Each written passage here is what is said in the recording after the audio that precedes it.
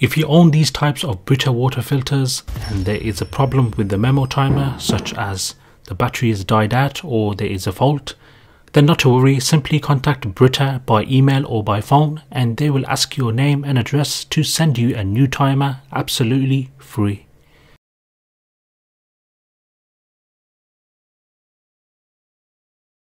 Now I've contacted them by phone and email to confirm, and they were happy to replace them for their customers who have the Brita water filters.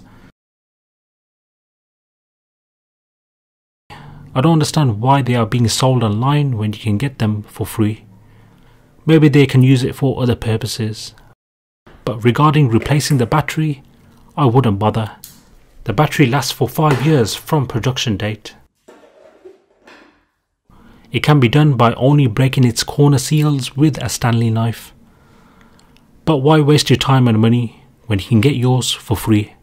Take care, peace.